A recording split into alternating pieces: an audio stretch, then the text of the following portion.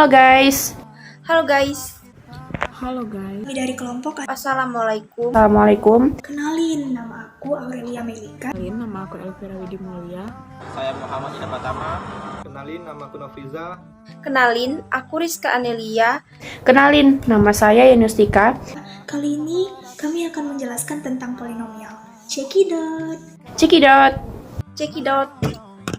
Sebelumnya, kalian tahu nggak sih apa itu polinomial? Polinomial, atau yang juga biasa disebut dengan suku banyak, merupakan sebuah sistem persamaan yang mengandung koefisien dan variabel dalam beberapa suku yang sesuai dengan namanya. Ada banyak, bisa sampai lebih dari 2. Operasi matematika ini melibatkan penjumlahan, perkalian, dan pembagian pangkat dalam satu atau lebih variabel dengan koefisien. Belum kebayang ya? Kira-kira bentuknya seperti ini.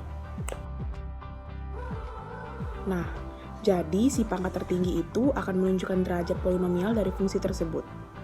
Ngomong-ngomong, kalian masih ingat nggak gimana caranya ngitung pembagian waktu zaman SD? Ada yang ngejawab menggunakan pembagian bersusun atau porogapit seperti ini. Lalu, apa hubungannya dengan materi yang akan kita bahas kali ini? Materi yang akan kita bahas kali ini tentang pembagian polinomial. Ada hubungannya nih sama cara kalian dalam menghitung dalam pembagian. Tapi sebelum itu, aku mau ngajak kalian mengetahui dulu gimana sih cara menghitung penjumlahan dan perkalian polinomial. Nah, kalau di penjumlahan polinomial, misalnya ada suatu fungsi polinom ax kuadrat ditambah bx ditambah c sama dengan 0, kalian diminta untuk mencari tahu berapakah hasil dari x1 ditambah x2. Gimana sih cara menghitungnya? Kalian bisa menggunakan rumus ABC seperti ini. Kemudian, masukkan ke dalam operasi penjumlahan yang diminta. Sekarang kalian udah punya rumusnya nih, kalau x1 tambah x2 sama dengan 5x pangkat 2 sama dengan 3x plus 4 sama dengan 0. x1 plus x2 sama dengan min b per a sama dengan min 3 per min 5. Jadi, hasil penjumlahan dari x1 dan x2 adalah min 3 per min 5. Kita akan next ke perkalian polinomial. Konsep penjumlahan udah bisa kan? Sekarang kita masuk ke perkaliannya ya. Gimana caranya? Caranya nggak beda jauh dari yang penjumlahan. Hanya saja cara mencari rumusnya agak panjang nih. Jadi, aku hanya akan menjelaskan intinya aja ya. Intinya, kalau ada operasi perkalian, maka kalian akan menemukan rumus perhitungan seperti di samping ini. Kalau dirumuskan terus, maka hasilnya akan menjadi x1 dikali x2 sama dengan c per a. Sehingga, kalau ada contoh soal perkalian suku banyak seperti di atas, kalian udah bisa mengerjakannya. Misalnya diminta untuk menghitung x1 dikali x2 dari fungsi polinom 5x pangkat 2 plus 3x plus 4 sama dengan 0, maka jawabannya adalah 4 per 5. Paham ya mengenai akar polinomial pangkat 2? Lalu, gimana kalau akar polinomialnya pangkat 3 atau bahkan lebih? Misalnya, suatu fungsi ax pangkat 3 plus bx pangkat 2 plus cx plus d sama dengan 0, berhubung fungsi memiliki 3 pangkat, maka akar-akarnya juga 3, yaitu x1, x2, dan x3. Kalau dijabarkan hingga menjadi rumus, akan menjadi seperti di samping ini. Sehingga kita peroleh rumusnya sebagai berikut. Penjumlahan polinomial pangkat 3 yaitu x1 dikali x2 dikali x3 sama dengan min b per a. Next, perkalian polinomial pangkat 3 yaitu x1 dikali x2 dikali x3 sama dengan min d per a. Perkalian dan penjumlahan polinomial pangkat 3 x1 dikali x2 plus x1 dikali x3 plus x2 dikali x3 sama dengan c per a.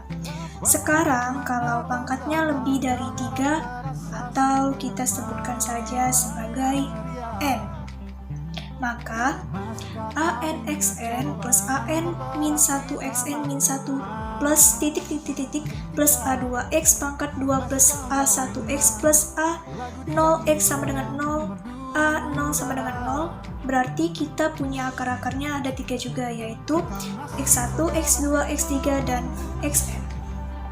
Sehingga penjumlahan dan perkalian dari akar-akar tersebut yaitu sebagai berikut: x1 plus x2 plus x3 plus titik plus xn sama dengan min an min 1 per an. x1 dikali x2 dikali x3 Xn sama dengan min 1 pangkat N dikali A0 per AN. Rumus di atas diperoleh dari penjabaran konsep-konsep polinomial pada pangkat 2 dan 3. Ini saya akan menjelaskan pembagian polinomial. Misalnya gini, tentukan hasil pembagian dari fungsi polinomial x pangkat 3 tambah 4 4x pangkat 2 tambah 3x tambah 1 sama dengan 0 dengan x kedua menggunakan cara pembagian. Misalnya x pangkat 2 tambah 6x tambah 15 per x pangkat 3 tambah 4x pangkat 2 tambah 3x tambah 1 x pangkat 3 dikurang 2x pangkat 2 x 6x pangkat 2 ditambah 3x tambah 1 6x pangkat 2 dikurang 12x ditambah 0 15x ditambah 1 15x dikurang 30 dengan 1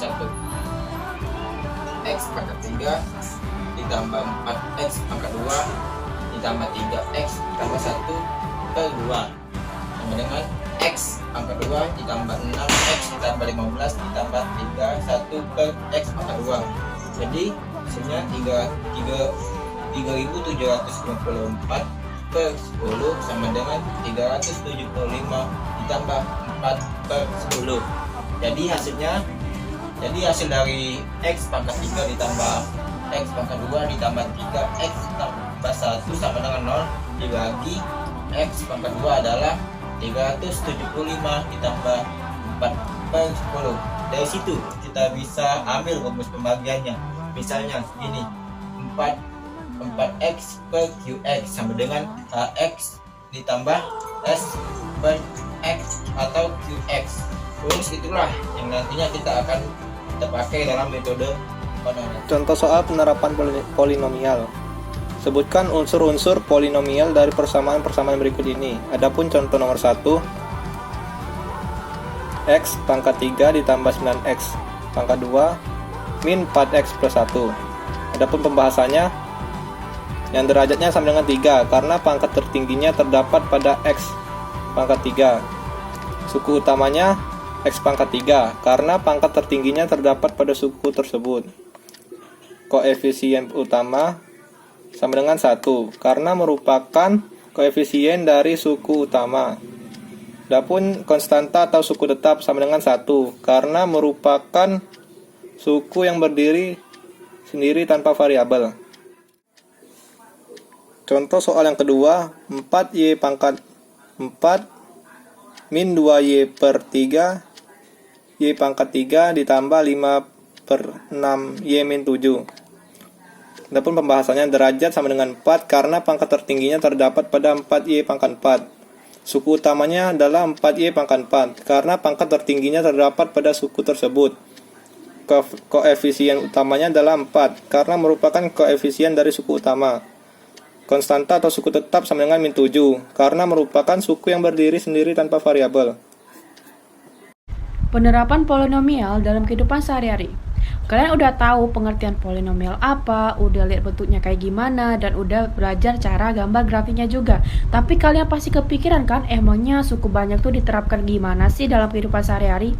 Sebenarnya, secara nggak sadar, polinomial ini udah banyak kita terapkan dalam kehidupan sehari-hari. Menghitung jarak atau seberapa cepat suatu benda jatuh dari ketinggian tertentu, menghitung ongkir kalau kalian belanja online, memprediksi kenaikan harga cabai, bahkan bisa buat mendesain roller coaster atau perosotan di waterpark. Bayangin kalau wahana di waterpark dibuat tanpa perhitungan. Bisa-bisa kita sampai ujung perosotan bukannya nyebur kolam, malah terpental ke langit.